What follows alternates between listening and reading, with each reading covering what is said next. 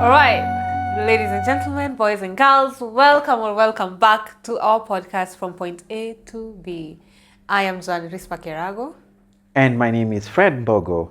I am very happy that you've introduced it with boys and girls. So I hope there are boys and girls who watch us. Thank you very much. And today, by the way, I want to ease into the topic. I think we're talking about language. We're talking about language and performance. Oh yeah, language and performance. Yeah. So I wanted to just go easily into the topic and tell you what I was doing. At least in the last 24 hours, I watched a play called Badlands. Badlands, by the way, I forgot the title. It's called Badlands Ndio Mtaa. Badlands Ndio Mtaa. It's a play that is performed by a guy called Mutemi Mistari. And he has a director called Esther Kamba.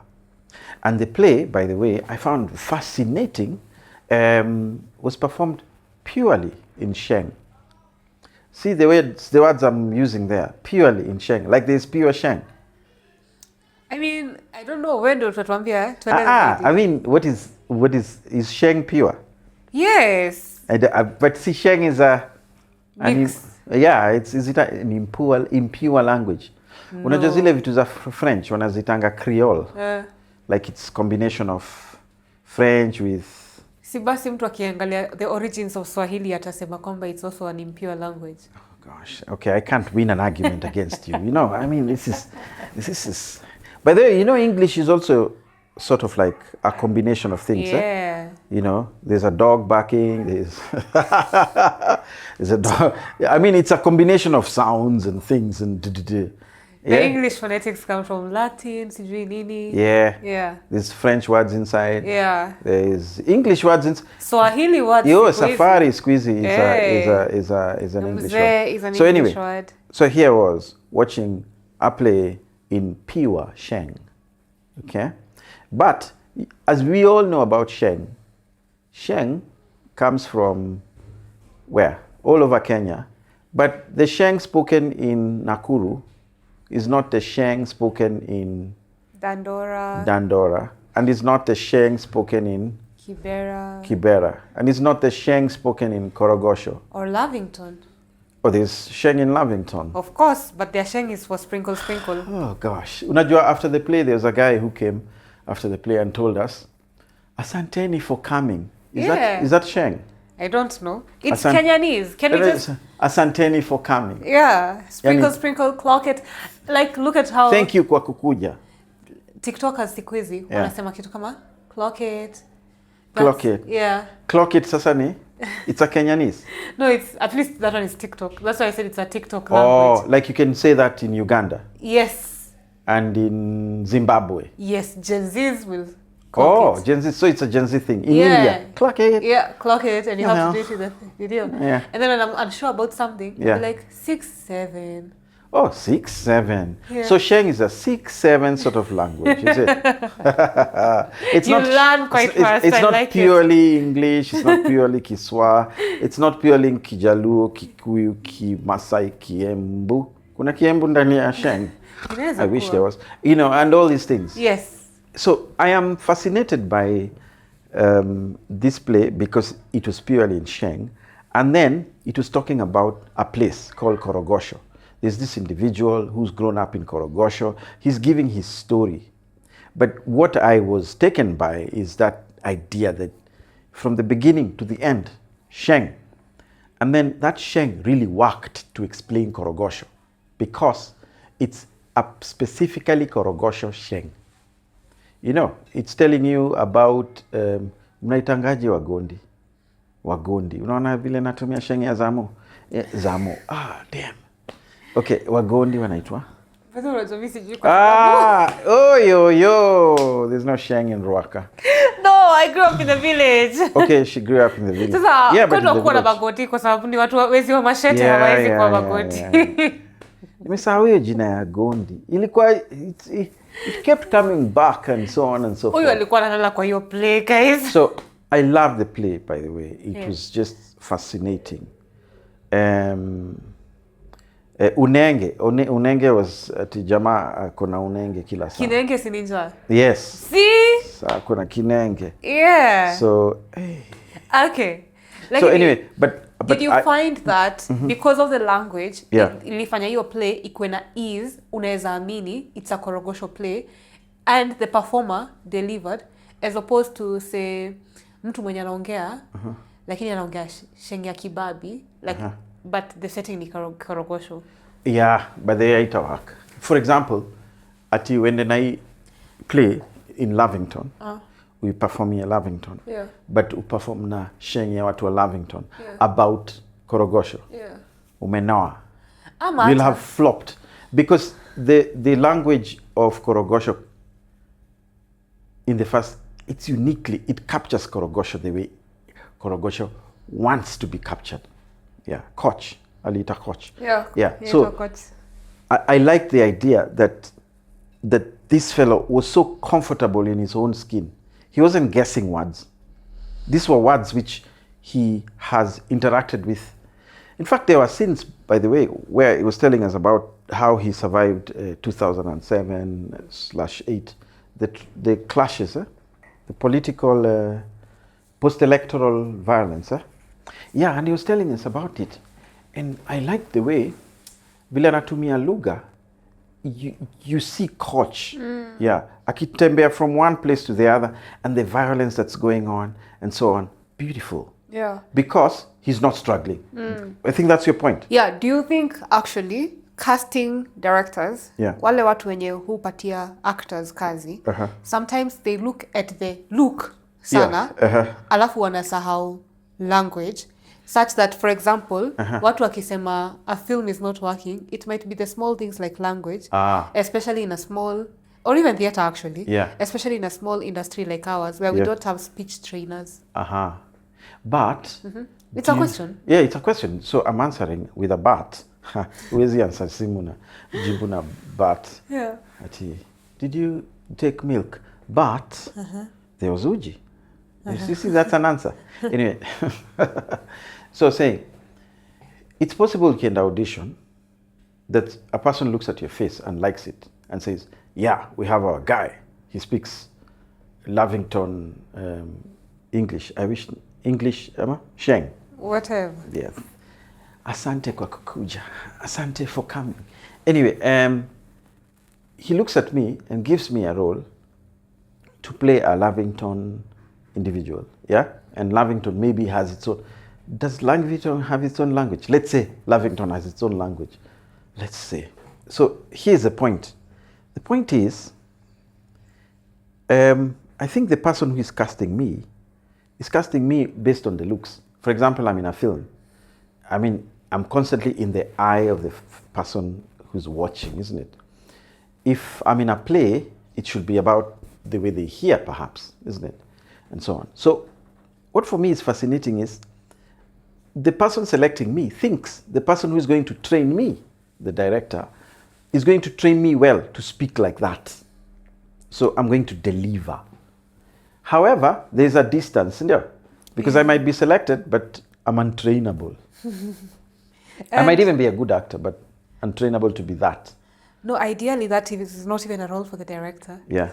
In the bigger industries, it's a speech, whatever, therapist, right? Yeah. So okay, I don't know whether it's therapist, but they have those speech consultant people. Yeah. Such that, for example, if they're doing those period pieces, Yes. they will be taught how to speak thou, like hi. Shakespeare. Yeah. Yeah. Or if they are coming to Africa, because Africa has a whole dialect, they give that weird dialect that they assign to Africans. So the person playing Mandela, Yeah. what was that guy? Idris Elba. Yeah. Wasichana wote wanampenda. So Idris Elba had to be taught how to speak in a Xhosa. Yeah, because accent. of course, Nino, he is British, right? Yes. So there's no way he's gonna be like, Mandela, mate. Yes. Can I help you with some water? Oh yeah. Are you in prison? Are you coming out tomorrow? Yeah. But if you want to know, let me bring it closer to the audience because this one might feel like it's too technical in terms of how we're looking at language and going about it. For them, it's even the believability of when Costa sings, Costa Ojwang, he sings in the Luo. Yeah. I personally do not understand Dholuo.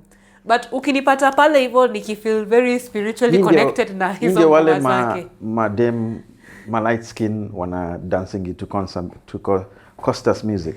Uli have to classify sisi ni light skin. Okay, ninasema tu I think tukiangalia screen unakaa unakaa madem. Mimi napenda tu Costa. Oh yeah. Hata you don't have to have a logical explanation about it. Yes. Mimi napenda tu Costa Ojwang. Akiimba, yes. I am transported into a whole other. Oh, she's transported. Okay, sawa. Mbogo ninapenda hiyo transport. Mbogo anapenda toxic lyrically. Bogi Kenje, sindo Bogi Kenje. Oh gosh. Boko Dam. Actually, this is so cool because Literature Toxic has, I think, Mboka Doba. Yeah. I'm saying it wrong. So if someone says it, they'll think mini Babi. Lakini akiwa live is Babi. I just don't know how to pronounce Mboka Doba. I mean, okay, sawa. Yeah, you're from Kiambu, Ruaka. Utaishi kuambia watu kwenye naishi? Oh, no. One day by the Pole by the way. Usiwaambie penye naishi. Wanaweza ni judge. But language makes it so easy to communicate such that even for us in this podcast, we can easily switch between English to Kiswahili and gives it ease, right? So, ukipata kwenye performance, someone is out here and sometimes when some people say you can tell the actor is acting. Yes. Ni kwa sababu hajazoea kuongea English. Bas. Alafu sasa, mtu anaongeanga tu Kiswahili 24/7. Then this time, you give them a script that is written heavily in English. Yes. What happens? Anatupa mbao. Ana work hard ku learn how to speak English first of all.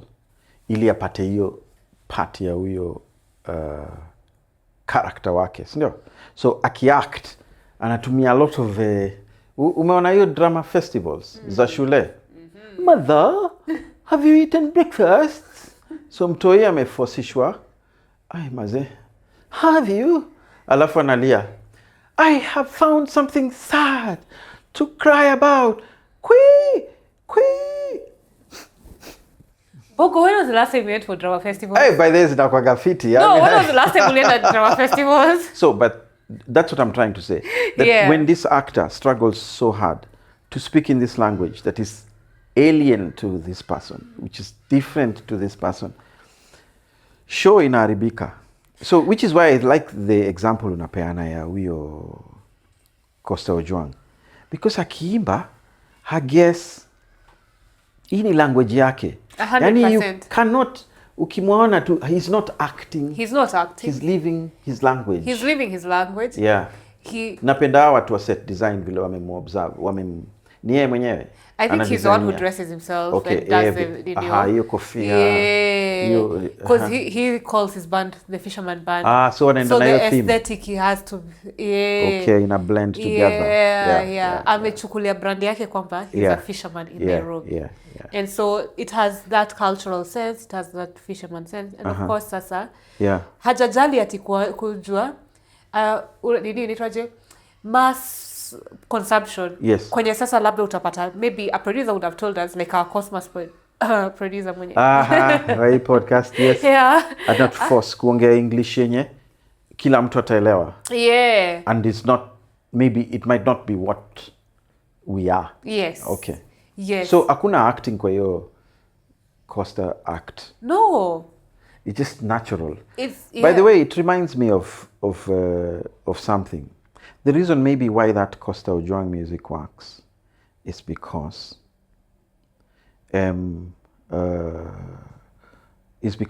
language carries with it philosophical bearings, culture. Language is a piece of culture. It's a way of expressing worldview. Kina kitu inaitwa worldview. It's a way of expressing who you are. Yani identity. So there are people who, of course, have been talking about these things forever. People like Ngugi wa Thiong'o. So he's written this book called Decolonizing the Mind. Yes. And in this book, he argues about the idea of using African language in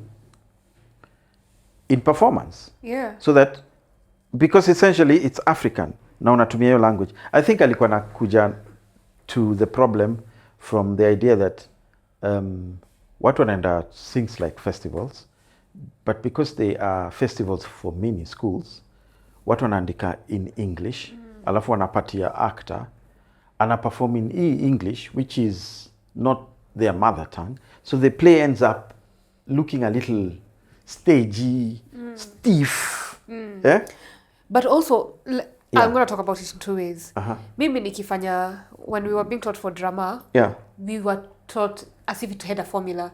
So projecting, unaambiwa, project your voice, project! Yes. And then also, if you are shocked, it has to be with clarity that you were this shocked. is shock. So it has to be like, oh! I can't be shocked like, there was that. Na sunaona hii si nilikuwa nasema ukweli basi about Drama Fest. So that's what I'm saying. There was a formula to it. Yes. So it looked very mathematical. But hiyo formula ili exists because these were English mannerisms of behavior. Kulikuwa na kitu inaitwa Victorian Victorian language where people express themselves in particular ways. Ukifaint lazima ujishike hapa. Sahi wale watu watch what is this thing called? Premier League. Ukiwatch hiyo Premier League alafu striker atry kuchapa ball iende kwa towards the goal, which was a clear goal, anafaa kufunga, alafu a miss, unaonanga kila mtu anajishika kichwa. It looks like an English way of reacting. So if you are a director of a play or a film, unaweza ichukua useme kuna kitu mtu alimiss. So now you've trained your actor to behave. Lakini yeye si mzungu. So ako confused, ndio? Umetoa mtu huko hivyo Banana, kuna place inaitwa Banana. Alafu umemwambia ati amepigiwa simu, the girlfriend is not coming. But going back to Ngugi yes. and performance in language, I think the reason why Nigerians hacked it quite early was the language aspect. It's in their music, the way they were, and even in their films. Nollywood was not a success because of any magical witchcraft. Their language, even though, and it goes to now whatever Wole used to say, Wole Soyinka. Was it Wole, right? The Igbo-nization. Lakini yeye, by the way, usimlete kwa hii conversation. No, but it's a beautiful thing. No. Juu yeye... He's saying that you can use the English language, but adapt it to your language. Achebe. Oh, that's Chinua Achebe. Anasema, there are many Englishes.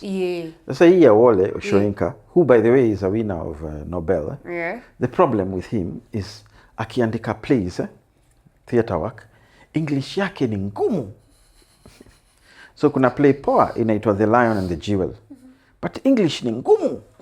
Sasa kuna kamwalimu kana try kukatia kadem. Kadem kanalenga mwalimu juana pesa, lakini hakuna poetry. Alafu kuna chief mwenye ajali vitu mingi. Akona tumbo kubwa. His idea of romance ni kuplakiwa hizi nywele za under the armpit. The way you're describing this play. So ako kasichana kanafaa kufeel embarrassed, but juu kichief kiko na tumbo kubwa na pesa, kanapenda huyu chief. Na mwalimu wa English anatembea, ana lament, anazusha vile ako na poetry, ako na everything, but hawezi pata msichana. So msichana anapenda language ya pesa. So Soyinka by the way aliandika hiyo play na inaitwa The Lion and the Jewel. So what for me is interesting is play zake ziko na language ingine ngumu, so that ye anaongea tu, ye amesema mimi nimelearn English, wacha mimi nitumie English. Ajaingia hiyo story ya language. Story ya write in your mother tongue. Yes, ajaingia hivyo. Ye ni msewa use English the way you want it, poetize it. So yeye anaendelea tu kuandika kwa English, no wonder wazungu wanampea Nobel. Guy. Nimeongea vibaya. It is not on his merit, artistic merit. Ni artistic, sawa. I mean, ni English fiti, unaona ni plays poa, ziko na structures, ziko na characters, ziko na life, zinaongea juu ya kitu inajulikana, all that stuff. But we kama Afrika ukienda kusoma hiyo kitabu, Unaenda toilet mara 3 hujaelewa line fulani. Unarudi unatafuta dictionary unaendelea. Unaona? So kuna element ya suffering kusoma huyo Wole Soyinka. Lazima usafe. I'm sorry. So ukimcompare na tuseme Chinua Achebe. Yeah, Chinua, sorry. Language yake ina flow. Yeah. Ama usome Ngugi wa Thiong'o. Yes. Weep Not Child. Yes. Language ina flow. Haina, you know. Yeah. Guys, I'm sorry. So, but we were talking about Chinua, yeah. But we were talking about language use. Yes. Wacha nikupatia another interesting one now, which is different from tuseme ya Wole Soyinka. Yeah. Kuna mtu anaitwa Francis Imbuga, si unajua? Betrayal in the City. No, that's not him. Sorry. Betrayal in the City. Yeah, no, I was gonna say An Enemy of the People, then I remember that's that's a foreign book even. So Betrayal in the City. Angalia vile anafanya. Yeah. Anapatia kuna words zenye ana use zinafanya ni zia English, all right, but vile hiyo English inatumiwa, wewe mwenye unasikiza unajua hawa watu wenye wanaongea hawaongei English. Umeelewa? I don't know how you, yani the English is tuseme elevated for persons who are in power, alafu hiyo English ni kaiko mangled kidogo for people who are supposed to be ranking, illiterate. Yeah. Kama kuna mtu anaitwa Tumbo. Yes. English yake ni funny. Yes. Kwa mfano anasema ati there is a, unafaa kusema a grass, there's a green snake in the grass. In the grass. Umeona hiyo green snake in the grass. It's okay. Yeah. But sasa yeye anasema there's a green grass in the snake. Yeah. Unaona? There's a green grass in the snake. Yes. Yani ishakuwa comical. Na wewe unacheka because you know it's supposed to be green snake in the grass. In the grass. Unaona? So now hapa Imbuga is playing with language kufanya nini? To show you that this person doesn't understand. And literacy and all. But unaona, it's class. still English. Yes. But you who is seated in the audience unaweza cheka without feeling alienated. Yes. And the actor who is playing it, see, ijampeleka afanye work too hard on the language, ikai distance. Wow. Yeah. Lakini by the way, nimetumia muscles mob kuexplain hiyo kitu. Hapana, uko sawa. Unajishuku? Yeah. Nijua alikuwa anaongea in English and his train of thought is usually in Kikuyu. So he needed to put a performance. Najua Kikuyu. He needed to put a performance. Mi naongea Sheng na Kihindi. So unaona, when it's not in his natural language, inakuwa sasa lazima atumie his entire body to explain. I'm sorry guys. So but nilikuwa nafikiria in terms of even just when you think about inaitwaje, people ordinarily in the streets. Kama juzi nimetembea and which is I don't know whether this will go to whether language is dying or not. Yes. But asubuhi tu mapema hoka fulani anaongeleshwa na a conductor. The conductor says nimeshiba kuongea jamini niache. And he said it in Kiswahili. Yes. But you see in English I felt that English could not have delivered or what he wanted to say. Yeah, yes. Because it says I'm all talked out. Just let me be. I am satisfied. I am full of having spoken. Yeah, it doesn't hit the same spot. Yeah. And so, if you already understand that there are languages, there are words that you cannot really translate. Like, for example, if I was begging and I said, Akiweye, alafu, you translated that and put subtitles, you say, please. Yes. Does not ring the same. So I guess this is me just encouraging. But is there another way of looking at language? For example, in you guys who make film, is there something that in your films, someone watching the film, even without having listened to the actors, anajua niko Africa? Of course. What's that? There's a lot of things. It's a visual thing, isn't it? Yeah. No, just give me a scene, for example, so I know. I mean, is there a way? And is there a way, by the way, let's make that difference. Is there a way, for example, unaona ukiona First Grader? You can tell it's a South African film. It's a South African film. That's supposed to be set in Kenya. Yeah, but uoni Eldoret. No. Yes. I mean, the places that it's supposed to be Kenya, for example. Are we Yoni? Yes. Why? Because mzungu haja consider the aesthetic, but also pia watu wakiongea, they speak that South African English. No, mimi nasema tu. Kuangalia. Oh yeah, kuangalia tu. Ujasikia hata mtu akiongea. Hata okay. Hata school setup. Yeah. Oh, by the way, First Grader ni movies. Oh gosh.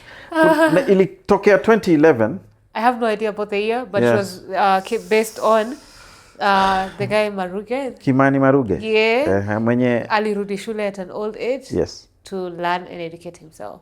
So compare that film to another one. Sasa hii film yenye tulikuwa tunaongea ya Kimani Maruge, which is a story of Eldoret, but mwenye ameshoot ni mzungu. Yeah. Wamekuja na watu wa BBC, pesa yao yote ni ya uzunguni, Hollywood, lakini wamekuja hapa kutell story nyingine local, lakini kawe ni wa Eldoret tunashanga na huko ni wapi? Na hiyo primary school. Watu shule zinakuanga hivyo. Zinakushangaza. I'm just interested in tuseme some other people kama Nairobi Half-Life.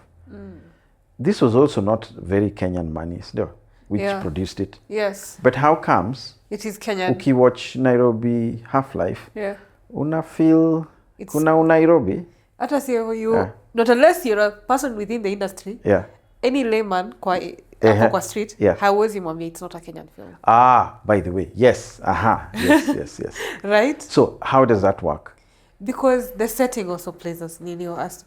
Siku moja itabidi Mungu umenilipa because I feel like I'm usually out here dropping all industry secrets. Yes, when you filmmaker. Sasa ni kama ninaanza kufanya give free masterclass. The reason why, but it's something called production design. It it gives the visual language and texture of the film. So for example, if it's always sema visual language and texture in film in Kiswahili. Maono sawa, endelea. Visual language and texture in film. Endelea tu. Yani ni sawa, hauna shida. Kuna Watanzania lazima wanatusikiza. Na wametaka kuskema visual language and texture in film. Maono. La inasound kikamba. Maono. So that's how you'd start developing like a lookbook, a texture. Yani ni kumaanisha tu ukirushwa into that world, because that's what filmmaking is. It's building a world. You have no doubt in your mind that this place actually exists.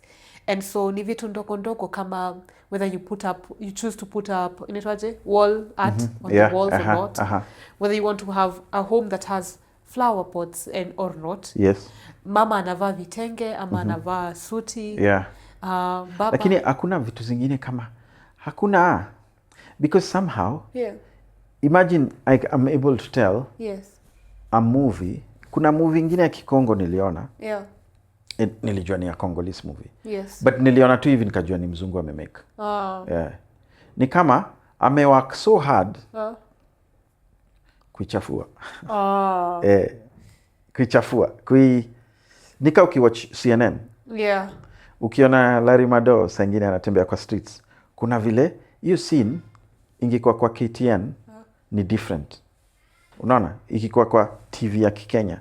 Yani hiyo scene kuna sijui labda ni kamera za CNN. So what happens there? By the way, ebu think about it.